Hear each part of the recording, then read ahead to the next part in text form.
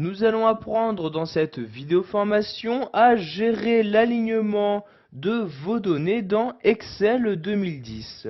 Donc tout d'abord, il est très important de savoir que vous pouvez effectuer des retours à la ligne de façon automatique. Donc cela est très utile si par exemple, comme c'est le cas ici pour cette cellule-ci, la cellule n'est pas assez grande pour vous permettre d'afficher donc toute la donnée, donc la donnée dans son intégralité. Donc si vous ne souhaitez pas ici agrandir la taille de cette colonne, nous allons donc activer le retour à la ligne automatique. Pour ce faire, je sélectionne donc cette cellule-ci, puis je clique ici sur le bouton, donc dans l'onglet Accueil, sur ce bouton-ci, donc vous voyez, renvoyer à la ligne automatiquement. Donc je clique ici sur le bouton et vous pouvez voir qu'automatiquement, donc ici le mot ASA se trouve donc maintenant sur la seconde ligne, car il n'y avait pas de place ici sur la première ligne pour pouvoir l'afficher dans son intégralité. Maintenant, nous allons nous intéresser à l'alignement général de vos données à l'intérieur d'une cellule. Donc sachez que dans Excel, il est possible de gérer l'alignement horizontal, mais aussi l'alignement vertical de vos données. Donc, par exemple ici, je vais prendre cette cellule-ci, donc je la sélectionne comme ceci. Pour centrer votre texte horizontalement, vous allez utiliser donc l'un de ces trois boutons. Donc vous voyez ici, soit je peux l'aligner à gauche, le centrer, ou encore l'aligner sur la droite de ma cellule. Donc ici, je vais par exemple choisir de le centrer dans ma cellule. Je clique donc ici sur le bouton centrer comme ceci. Donc vous pouvez faire cette manipulation pour n'importe lesquelles de vos données. Donc par exemple, cette donnée-ci, je la sélectionne en sélectionnant cette cellule et je clique ici sur centrer comme ceci. Et vous pouvez voir que ma donnée est maintenant centrée par rapport donc à ma cellule.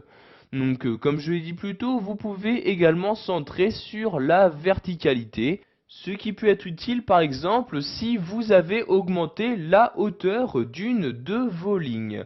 Donc comme c'est le cas ici, si par exemple je souhaite centrer verticalement cette ligne-ci, donc je sélectionne la ligne comme ceci, et donc pour la centrer donc verticalement, je vais utiliser ce bouton-là, donc vous voyez aligner au centre. Si je souhaite l'aligner vers le haut, je clique sur le bouton comme ceci, ou l'aligner vers le bas, il s'agit donc de ce bouton-là.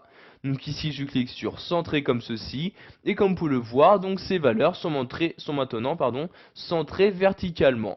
Pour les centrer sur l'horizontalité, je clique ici sur ce bouton là et voyez donc que celles-ci ont bien été centrées, donc que ce soit de façon verticale ou horizontale. Pour finir, nous allons voir comment fusionner vos différentes cellules. Donc cela est très utile si par exemple sur plusieurs cellules, vous souhaitez insérer les mêmes données. Donc, comme c'est le cas ici, vous voyez sur chacune des lignes de mon tableau, il s'agit toujours du même pays, donc de la France, qui a été inséré. Je vais donc ici fusionner toutes ces cellules. Donc vous voyez, je sélectionne toutes les cellules comme ceci. Pour les fusionner, je vais cliquer tout simplement sur ce bouton-là. Donc vous voyez, je clique.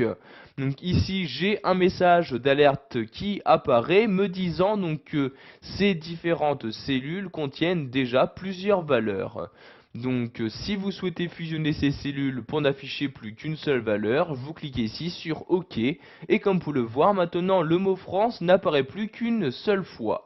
Nous allons maintenant le centrer donc ici verticalement en cliquant sur ce bouton là et vous pouvez voir que j'ai pu en très peu de temps donc fusionner une cellule et y afficher donc les données que je souhaite.